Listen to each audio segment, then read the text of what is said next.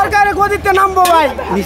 সারা ভাই যাবো না ভাই, ভাই 24টা গুলি খাইছি ভাই, আরো 24টা খামু লাগলে। আমি ঢাকা রেসিডেন্সিয়াল মডেল কলেজের 23 ব্যাচের একজন প্রাক্তন ছাত্র। আমি আমাদের এখানে ছাত্র জনতার অভ্যুত্থানে আমি নেতৃত্ব দেওয়ার জন্য আমি সামনে ছিলাম, প্রত্যেকটা সময় সামনে ছিলাম এবং সে কারণে বহুভাবে আঘাতপ্রাপ্ত হই।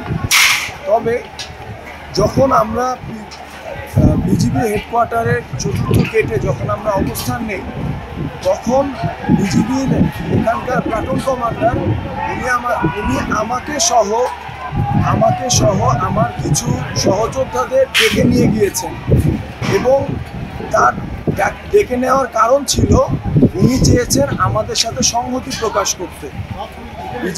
তিনি আমাদেরকে জানিয়েছেন বিজিবির সেনা সদস্যরা আমাদের সাথে সংহতি প্রকাশ করছেন, তারা তাদের গেট থেকে বের হবেন না, তারা তাদের সদরের নিরাপত্তার জন্য তাদের গেটে অবস্থান করছেন, তারা আমাদের জনগণের স্বার্থে জনগণের সাথে আছেন এবং ছাত্র জনতার মিছিলে বিক্ষোভে অবস্থানে তারা একটিও গুলি করবে না বলে তারা করবে না এই কথা সাফ জানিয়েছেন।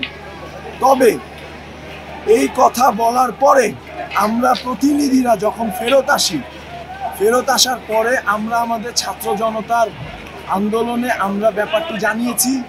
বিজিবি আমাদের সাথে একাত্মতা প্রকাশ করেছে এবং বিজিবির সেনা সদস্যরা জনগণের সাথেই আছে, এই কথাটি আমরা জানিয়েছি এবং এটি খুবই পজিটিভভাবে জনগণ গ্রহণ করেছে। আমরা চাই সামরিক সকল বাহিনীর সদস্যরা জনগণের সাথে এসে দাঁড়ান। তবে বিজিবির এই কর্মকর্তা, এই প্লাটুন কমান্ডার আমাদের সাথে বেইমানি করেছেন। উনি উনাদের সদরের গেট থেকে বের হয়ে নির্বিচারে পুলিশকে প্রোটেকশন দিয়ে নির্বিচারে টিয়ার শেল, সাউন্ড গ্রেনেড এবং গুলি করেছেন। তারা এই প্রমাণ দিয়েছেন যে তারা তাদের রক্তে বেইমানি ছাড়া কিছু করতে জানেন না। আমি আমার দেশবাসী সকল ভাই বোনদেরকে জানাতে চাই, আপনারা প্রশাসনের এই ফাঁদে পা দিবেন না। তারা আমাদের সাথে একাত্মতা ঘোষণা করে তারা আমাদের বুকে গুলি করা শুরু করেছে। তাদের প্লাটুন কমান্ডার লেফটেন্যান্ট কর্নেল উনি আমাকে নিজে ডেকে নিয়ে উনাকে বাঁচাতে আমি নিজে আহত, তবুও তারা আমাদের সাথে বেইমানি করেছে। তারা আমাদের সাথে একাত্মতা ঘোষণার পরও ছাত্রলীগের খুনি বাহিনী খুনি পুলিশদেরকে প্রোটেকশন দিয়ে ছাত্রদের উপর লেলিয়ে দিয়েছে। তারা টিয়ার শেল নিক্ষেপ করে, সাউন্ড গ্রেনেড নিক্ষেপ করে, তারা গুলি ছুড়ে আমাদের ভাই বোনকে আহত করেছে। এই রক্তের বিচার ইনশাআল্লাহ বাংলার জমিনে হবে।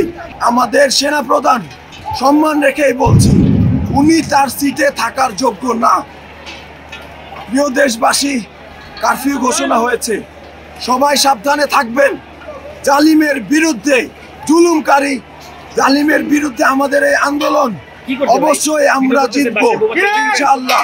কখনো কোনো স্বৈর শাসক দাঁড়াতে পারে নাই, ইনশাআল্লাহ পারবে না, জয় আমাদের হবে।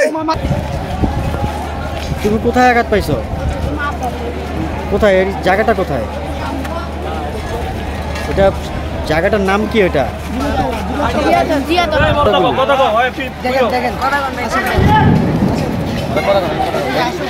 ভাই আমাদের শুধু গুলি করছে ভাই, আমাদের হাতে লাঠি, পুলিশ ছাত্রলীগরা পিস্তলে ডাইরেক্ট ওপেন গুলি করে ভাই। ঠিক আছে, সামনে গেলে গুলি করে দেয়, আমাদের হাতে তো লাঠি ভাই, আমরা তো মনে করেন খালি হাতে, আর সামনে খারালি গুলি করে ভাই। এই সরকারকে আমরা চাই না। আমরা সাধারণ মানুষ নামছি কি কারণে? এই সরকার আমরা চাই না ভাই। সরকার মনে করেন পাকিস্তানের বাহিনী তো খারাপ হচ্ছে, সরকারের গদিতে নামবো ভাই। সারা ভাই যাবো না ভাই, ভাই 24টা গুলি খাইছি ভাই, আরো 24টা খামু লাগলে।